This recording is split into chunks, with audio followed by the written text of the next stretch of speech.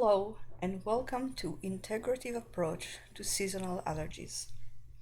My name is Lior Sadeh and I am one of the founders of Beefield Farm, a healing plant garden in Wilton, New Hampshire. I am a herb grower, a remedy maker, and an herbalist. Like most of you, I was socially isolated in the last couple of weeks. The farmer markets that I vend in are closed since mid-March, so I miss my clients and the vibrancy of the farmer markets. I was looking for a new way to connect, so here it is.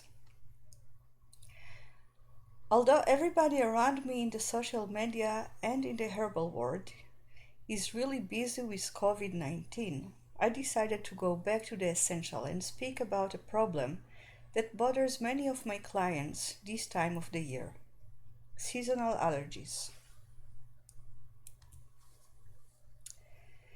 A seasonal allergy is inflammatory airborne reaction in the eyes, nose, throat, and lungs to pollen in the air that we breathe.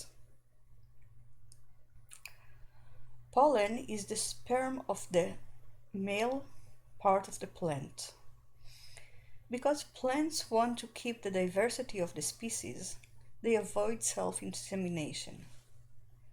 Because they cannot invite their lady on a date or develop a relationship, they are relegated to spreading as many sperms as possible, as far as they can reach. So pollen is not really our enemy. It is there to keep our beautiful planet green and diverse. Plants spread their pollen mainly in the spring, fall, and summer. Different people are allergic to different plants. So the time of the year that you experience symptoms of seasonal allergy depends on what plants, pollens, you're allergic to. The symptoms of allergy are sneezing, wheezing, nasal congestion, coughing, itchy watery eye, runny nose, itchy throat, itchy skin, irritability. Each body condition has its own energetic. The energetic is the way the vital forces of the body works on the body tissues. There are 6 body conditions: excess, depression, dry, damp, tense, and relaxed. The energetics of seasonal allergy is an excess. There is excess of heat in the body, there is excess of fluids in the body, there is excess of inflammatory processes in the body.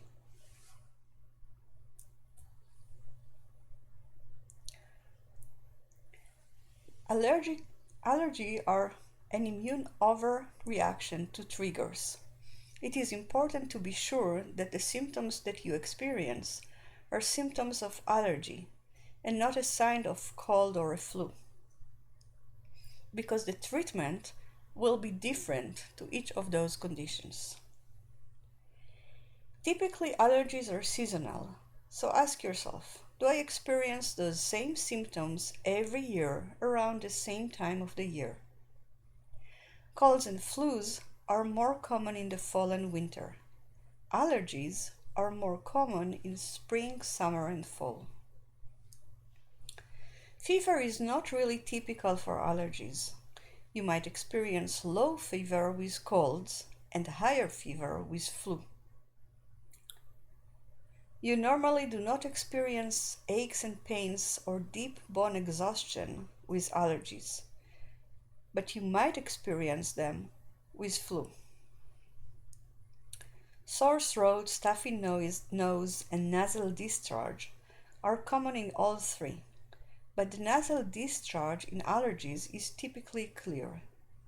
In colds, it is yellow or greenish. The cough that is associated with allergies and flus is a dry cough. Wet cough is more associated with colds. Diarrhea and vomiting may happen with flu, but it's not a common symptoms in allergies.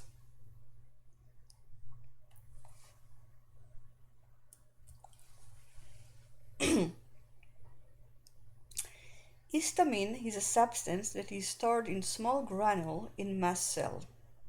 Mast cells are immune cells that are spread all over our body in places where the body meets the outside world, just under the mucous membranes.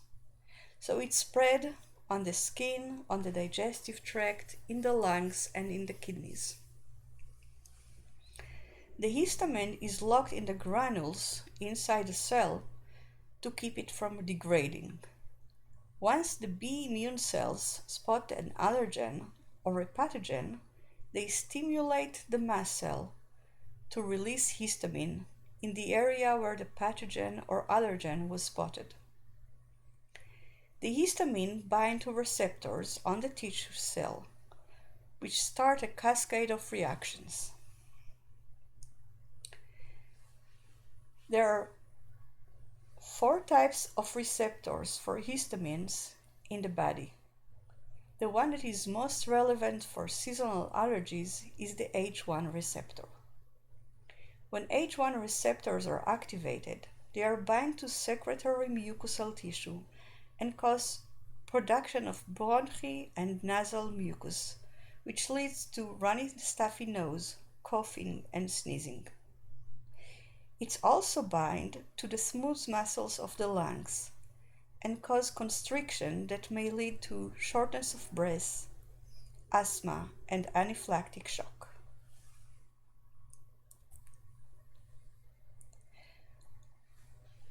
There are 4 steps for preventing and treating allergies. In stage 1, you want to nourish your mucous membrane. In stage 2, you want to avoid allergens. In stage 3, you want to balance the gut. And in stage 4, you want to use food and herbs that support and nourish the immune system. Stage 1.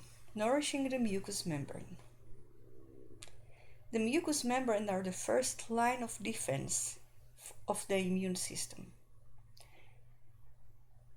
Their role is to trap pathogens and allergens and then expel them from the body through coughing, sneezing, blowing your nose, or swallowing. They cover all the surfaces in your body that come in contact with the outside world. They are found in the eyes, nose, respiratory tract, mouth, digestive tract, the kidneys, and in the reproductive system. If your mucous membrane are dry, they can't trap allergens or pathogens. So you want to keep them moist. Signs that your mucous membranes are too dry are if your tongue is dry and cracked, if your sinuses feel dry, if you feel dryness in the lungs, a wheezing or dry cough. You can moisten your mucous membranes in 3 different ways. First, it's important to keep hydrated by drinking a lot of water or tea.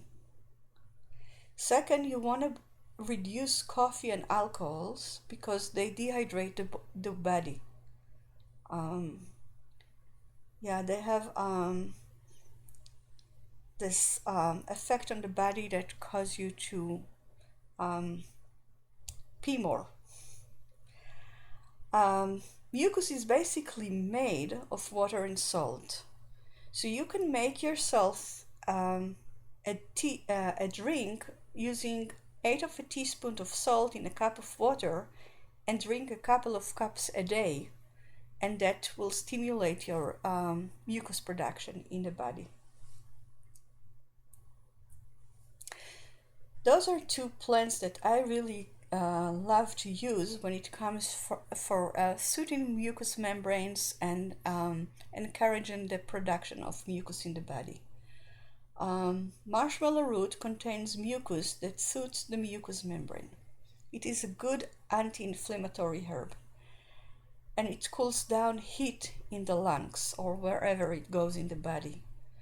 Marshmallow root is indicated for inflammation of the upper respiratory tract. I use marshmallow as part of my cough ease elixir to soothe dry, irritated cough.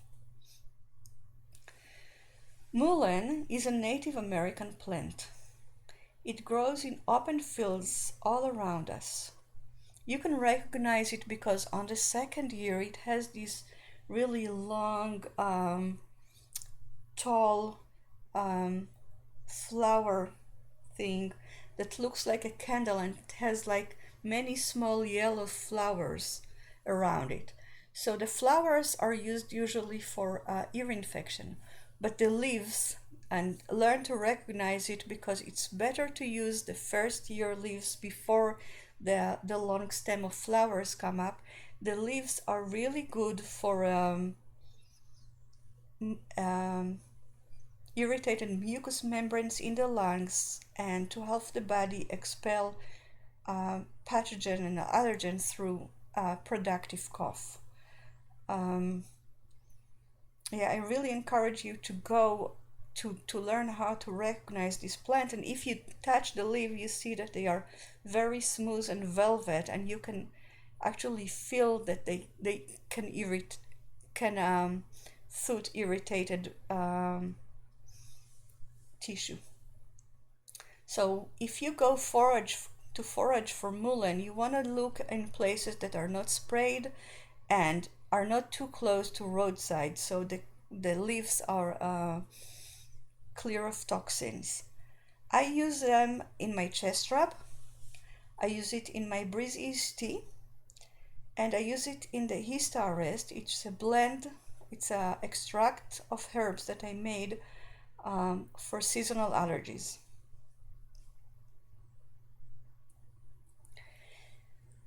The second step is to avoid allergens. Sometimes it's easier said than done, but let's talk about it. If you have a serious pollen allergy, it might be a good idea to invest in an air filter.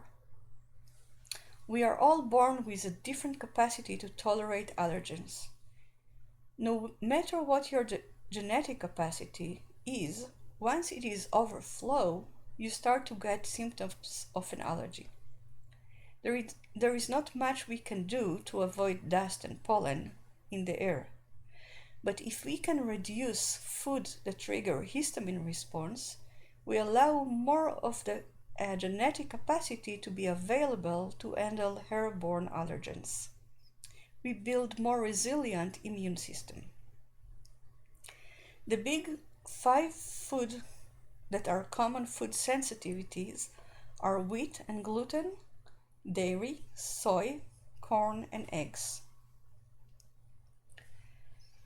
When we eat something that we are sensitive to, we might not get allergic response, but we get the shift in the microbiome in the guts and the inflammatory cytokines that regulate Th1 and Th2 cells. By doing that, it makes your body more sensitive to other allergens. Most times, people are allergic to more than one food allergens. So, the best thing to do is do an elimination diet for 6 to 8 weeks. By elimination diet, I mean eliminate all the foods that you suspect that you might be sensitive to, and all the food that are on the list above.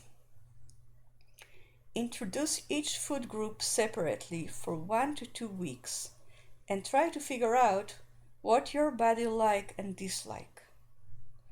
I would also recommend reducing, if not eliminating, all sugars, and of course eating possibly organic food, clean food, real food, not processed food. The Practical Paleo book was a book that really helped me design my diet. It has meal plans It has real clear explanation about what real food is, um, and what products in the supermarket you want to reach out and grab, and it has good recipes. So I highly recommending look into that book.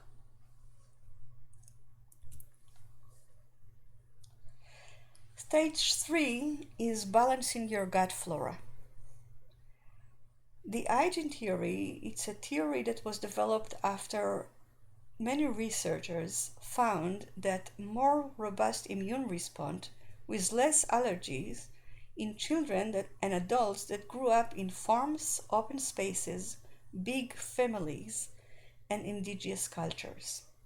The theory is that training your immune system to deal with pathogens from early age will modulate the immune response. In Israel, there is a snake that is called bamba. It is made from peanut, and it is given to babies from 6 months old because it smells in the mouth and it's really yummy.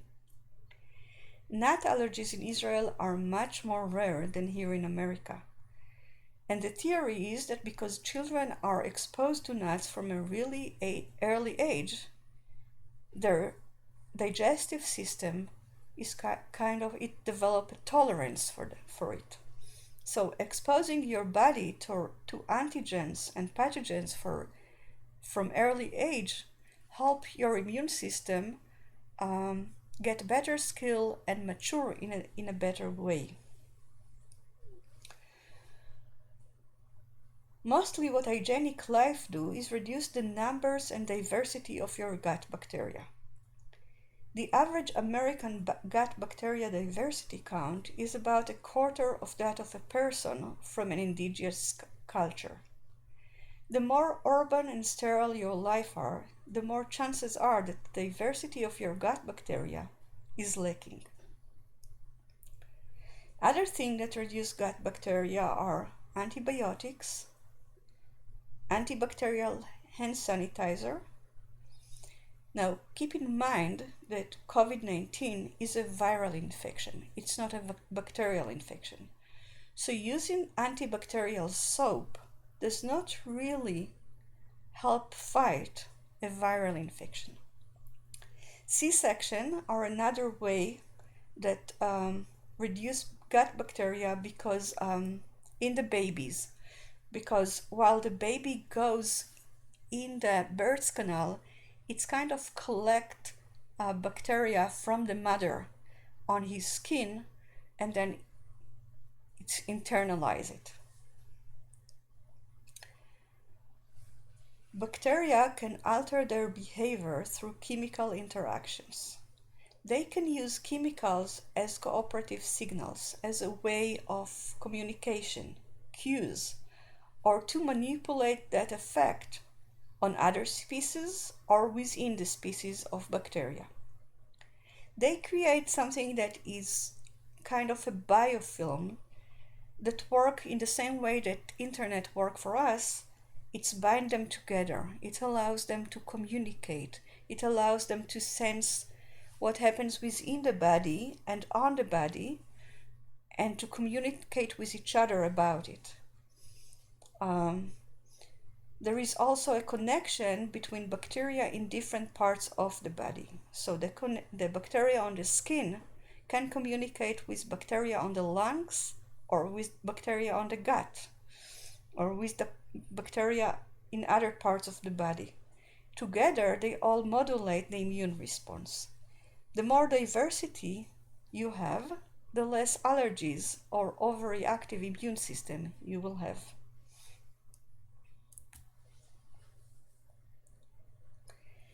Increasing increasing the bacteria density and diversity in your body is important. You can do it in two ways. You can use prebiotic, which is soluble fibers that you eat when you eat vegetables and fruits. Those nourish the bacteria in your body, and by nourishing it, they strive better. Probiotics are actually bacteria themselves. they increase and modulate bacterial effect on the immune system. The average American consumes 10 to 12 grams of fibers every day. The FDA recommends to consume 3 grams of fibers every day, but even that is not really enough. When we don't consume enough soluble fibers, we do not give the bacteria what it needs in order to thrive. Basically, 6 to 9 servings of fruits and vegetables daily will provide that, or 1 pound a day of non-starch green vegetables. If you grow your own food organically or buy organic from a reliable farmer, do not wash your food. Salt bacteria can strengthen the gut microbiome diversity. Another way to do that is actually to work in your garden. When you dip your hands in the soil, you increase the bacteria all over your body.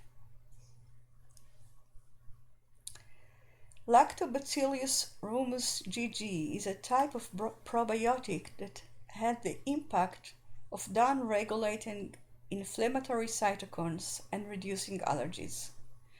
Because the gut has an established colony of bacteria, probiotic will not root themselves there. Even though it does not stay in the gut, it helps existing bacteria in the gut to communicate more efficiently while it's going through the gut. It could be that consuming probiotic helps not by increasing the diversity of gut bacteria, but by increasing the communication of all varieties of bacteria in all parts of the body.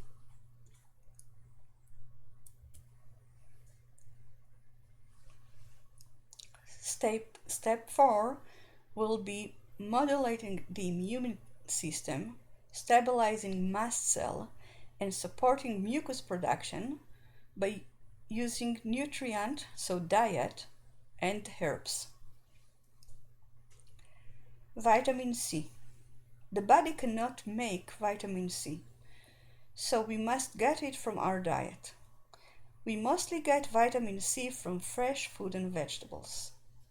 The body needs only 100 mg of vitamin C or ascorbic acids a day.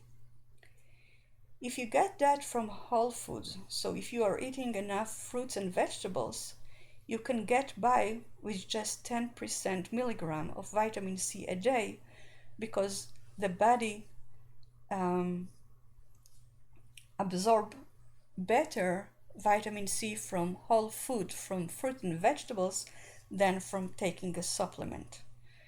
But to have the effect that you want of vitamin C that you want on mast cells, which is to stabilize your mast cells so they don't release the histamine really easily, we are talking about 1,000 milligram of vitamin C 2 to 3 times a day, as long as it does not induce diarrhea.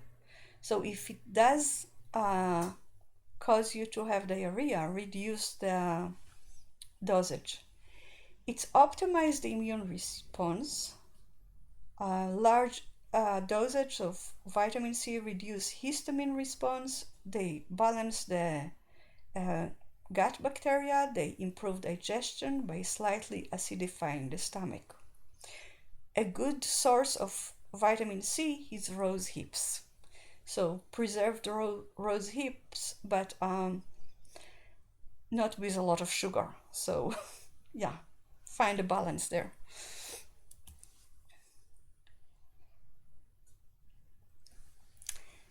Nettle is a very nourishing herb that is known to reduce allergic reaction. Among other things, nettle contains histamine, serotonin, acetylcholine, and formic acids. Nettle also contains many minerals, potassium, calcium, and magnesium, silica, zinc, selenium, very high source of digestible iron. It contains vitamin B, C, D, K, and carotenoids.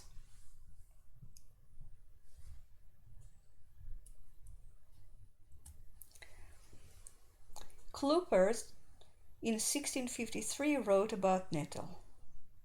The roots or leaves boiled, or the juice of either of them, or both, made into a electuary with honey and sugar, is a safe and sure medicine to open the pipes and passages of the lungs, which is the cause of wheezing and shortness of breath, and helps to expectorate cough and phlegm, as also to raise the impostum pleurisy, and spend it by spitting.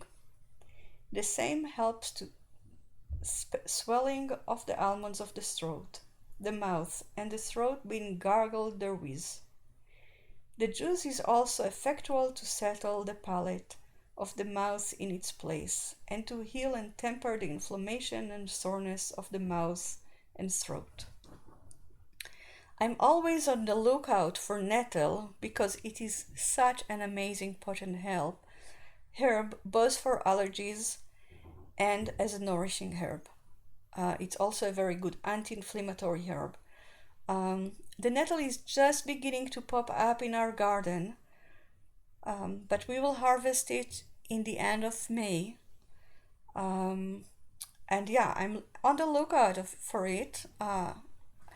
And I will be happy to come and pick up nettle in your garden.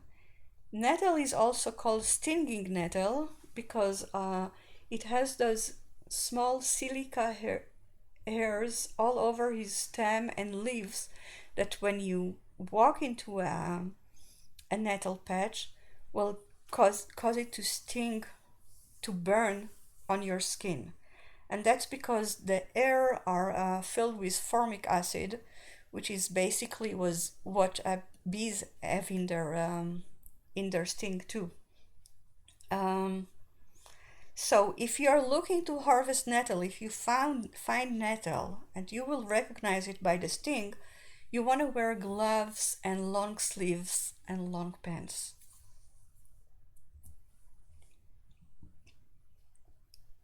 I use nettle in tea, honey, and in tincture. The tincture Hista raised is made with fresh nettle leaves that are the preferred form of nettle for its antihistamine effect. The honey combines nettle with the anti-allergen effect of local honey, so you get both the antihistamine effect of nettle with the antihistamine effect of local honey.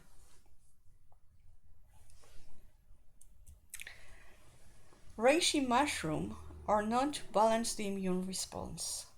There is more than 4,000 years of documented use of reishi for people that have fluctuation between excessive conditions and cold conditions or deficient conditions. Those people fluctuate between heat, runny nose, excess mucus to really dry and cold conditions. So they have a couple of days of that and a couple of days of that, and they are kind of alternating. Many people with allergies develop these alternating patterns because they might have allergy that develop into being an infection with even sometimes fever and irritated mucus, and that make them more prone to allergic reaction. So for those people, reishi mushroom are really great, but they are really great to anything that modulate the immune system too. The thing is that in order to use reishi, you need to understand the way that they are built. Fungi are more related to animals than they are to plants. So the cell wall of fungi is not made of cellulose, it's made of chitin. So it's harder to break the walls and extract all the goodies in the cells. In order to do that, you need to cook them for a long period of time and break down the chitin. What I like to do is throw a handful of the reishi mushroom into a pot when I make a bone broth. Then I let the mushroom boil with the bones in a pot for 12 hours or longer.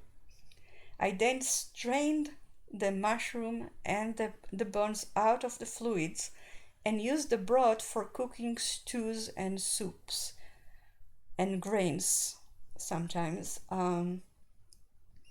But that's, I think, the best way to use reishi mushrooms. Um, the other way to get access to reishi is to go to your natural food store and buy a reishi tincture or powder.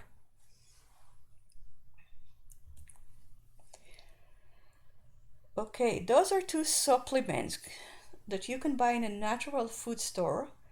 Quercetin is derived from vegetables, especially onions, berries, and citrus. Um, I actually eat the peels of oranges when I buy them. I make tea out of them because they are so good for the guts. Um, so if you do that, you get quercetin. It inhibits the release of histamines and it stabilizes mast cells. Um, so that's quercetin. Bromelain is derived from pineapples. So if you're sensitive to pineapples, do not use that supplement. It's a very strong anti-inflammatory when taken on empty stomach. So you want to take it between the meals and not with a meal. And again, don't use bromelain if you have a history of ulcers. So I hope this presentation was helpful for you. I want to send my thanks to Thomas Isley. He's my teacher in the Eclectical School of Herbal Medicine for his help in teaching me everything I know, but not everything, but a lot of things that I know, and for helping me with this presentation. You can leave your questions in the comments part, and I will love to answer them. Stay tuned for more presentation in the future. I'm planning another one next weekend on anxiety that is related, well, anxiety in general, but it comes again and again from clients and for friends that this social isolation and the unknown and the confusion really brings up feeling of anxiety and depression. So for next week, that's what I'm planning to talk about. So I hope to see you then, and until then, thank you.